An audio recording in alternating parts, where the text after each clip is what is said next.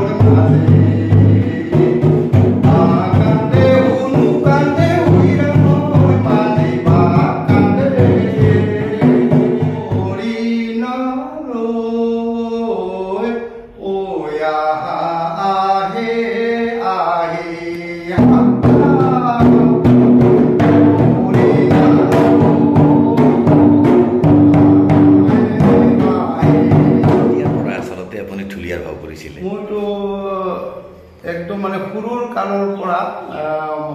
মোৰ পিঠিত উঠি দি বাঁহীবিলাক শিকিছিলোঁ নিজাকে তাৰপাছত এনেকৈ বেলেগৰ যাত্ৰা চাব যাওঁ খোজকাঢ়ি দেখা পাওঁ মানে ইমান ধুনীয়া লাগে সেইটো আহি মই ৰাতি মানে নাচোঁ আৰু কি তাতে ৰাতি দেখা পাই আকৌ দিনত নাচোঁ দেখাওঁ এনেকৈ বহুতে কয় সেইটো দুখন কালি দুখোৱা নিচিনা নাচিব জানিছা এনেকৈ আৰু য'ত ঢুলীয়া মানে আগৰ ভাৱৰীয়াবিলাক দেখা পাওঁ এনেকৈ মানে গাঁৱত আহি দেখুৱাওঁ সেই ইমান চেম দেখোন হয়েতো এনেকৈ আৰু বেলেগত থিয়েটাৰ চাব যাওঁ সৰু কাৰৰ তেতিয়া মানে এই ৰাজলক্ষ্মী আছিল লক্ষ্মী থিয়েটাৰ এনেকৈ বন্ধাপাৰাতে তেতিয়া মানে চাব যাওঁ মানে দিশটো আছিলে লক্ষীন্দৰ তাৰপিছত সিটো যেনেকৈ মানে পৰমবিলাক কৰে দেখুৱাই সিটো মানে আকৌ ধুনীয়া ভাও মানে সকলোতে মানে দেখুৱাই থাকে একদম সিটো আৰু ধুনীয়া মই মানে সকলোতে দেখি পাওঁ তাৰপিছত নিজে মই মানে আয়ত্ব কৰি দেখুৱাওঁ সেইটো মানে প্ৰায় কিছুমানে কয় আৰু বোলে কি কৰি মনত থাকে তেনেকৈ মানে প্ৰায় মনত থাকিছিল মই এতিয়াও মানে তেনেকৈ ক'ৰবাত দেখি যদি পাওঁ যাত্ৰাই হওক থিয়েটাৰে হওক সেইটো মই ধুনীয়া আয়ত্ব কৰি লৈ আনিব পাৰোঁ 60 হনে বাৰু তেনেকৈ বিহু পাৰ্টিৰ লগতো আছিলোঁ কুকুৰ মৰা জোনাকী বিহু লৈ এই অঞ্চলত মানে বহুত আৰু ডেন্সবিলাক কৰোঁ নাচোঁ তাৰপাছত আহি বেলেগক মাদল বজা দেখা পাওঁ তেনেকৈ মাদলো এনেকৈ বড়োবিলাকৰ বজাওঁ এনেকৈ শিকিলোঁ তাৰপিছত আকৌ বাঁহী আমাৰ 6টা বাঁহী বাজাইছিলোঁ আগে মহপিতে উঠি তাৰপিছত এতিয়া মানে আৰু বড়োবিলাকে 5 পৰ্দা কৰিলে 5 পৰ্দা বাঁহীও মই অলপ মানে পাৰোঁ তাৰপাছত দেখা পাওঁ এনেকৈ বজা চেৰেঞ্জা সিটোকো মই মানে লাৰিব ইচ্ছা সিটোকো মই এতিয়া আনি লৈ শিকিলোঁ চেৰেঞ্জা বুলি কয় বড়োবিলাকৰ মাদলো শিকিলোঁ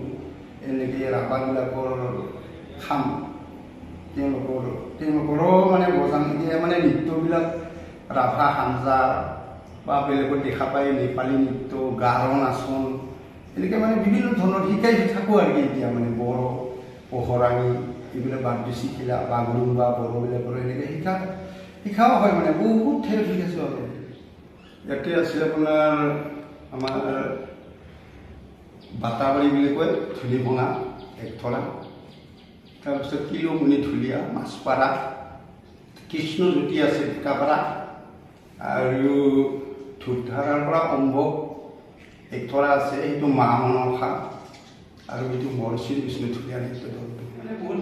এনে ডিৰেকশ্যন দি থাকোঁ আৰু অসুবিধা নাপাওঁ মানে তেনেকৈ যাবাৰ মাতি থাকে নাটকখন এনেই অলপ দেখুৱাব আছে মই কৈছোঁ নহয় যাবাৰ মাত্ৰ 25,000 দিছে ৰাভা আছোঁ মানে তাৰপৰা নাই ৰাভা আঁচনি দিছে মানুহ মই কৈ থাকোঁ অসম চৰকাৰৰ পৰা দিয়া নাই এতিয়ালৈকে আপুনি এনে যোগাযোগ কৰিছিলে নে কাৰোবাই যোগাযোগটো এপ্লাই কৰিছিলোঁ যোৱা মানে এইটো বন্ধটো যোৱা যে আপোনাৰ কোভিডৰ পৰা বন্ধ কৰি মানে আমাক চুৰিয়াবিলাক গাবলৈ দিয়া নহয় তেনেকৈ বাকীকেইটা পাইছে আমি কিন্তু মই নাপালোঁ চৰকাৰে আপোনালোকক কৈ দিয়ে যে যিখিনি আমাৰ পুৰণি শিল্পী ঢুলীয়াৰ ঘৰৰ লগত জড়িত হৈ আছে তেওঁলোকে নতুন জেনেৰেশ্যনক শিকাব লাগে শিকোৱাৰ কাৰণে আমি এনেকৈ অলপ ফাইনেন্স আপোনালোকক দিলোঁ আপোনালোকে শিকাব লাগে অন্ততঃ এমাহকৈ শিকাই দিলে হ'লে এখন গাঁৱত তেতিয়া আপোনালোকে শিকাব পাৰিবনে বা আগবাঢ়ি আহিবনে বুলি ভাবে আগবাঢ়ি আহিব তেতিয়া অকণমান যদি আমি গাড়ী ভাড়াটো দিম শিকাওঁতে মই কালি আমাৰ বড়োবিলাকৰ মানে মোক এই মানে যেনেকৈ প্ৰতিষ্ঠা দিৱস আছিলে তেওঁলোকৰ মানে বাঁহী বাজাব দিলোঁ কৈলাশ ৰাভাৰ লগত অলপ শিকি আছে মানে টকাবিলাক আমি কেতিয়াবা মই দিওঁ 100-200 তাৰপিছত কালি মানে বজাই দিলোঁ মানে 100 দিলোঁ মাদল আকৌ ছোৱালী মানুহ এটা বজালে বাঁহী এপাত ছোৱালীয়ে বজাই দেখুৱালে অকণমান আৰু সেইবিলাক যদি ভাল মানে পায় স্কুল যদি আমি যদি চৰকাৰে অকণমান সাহায্য দিয়ে তেওঁলোকৰ উঠি অহা ল'ৰাবিলাক মানে আগ্ৰহ এটা থাকে আৰু তেখেতক পাৱা দেখা পাই ময়ো শিকিব লাগিব ঠিক এনেধৰণৰ হ'ব লাগে।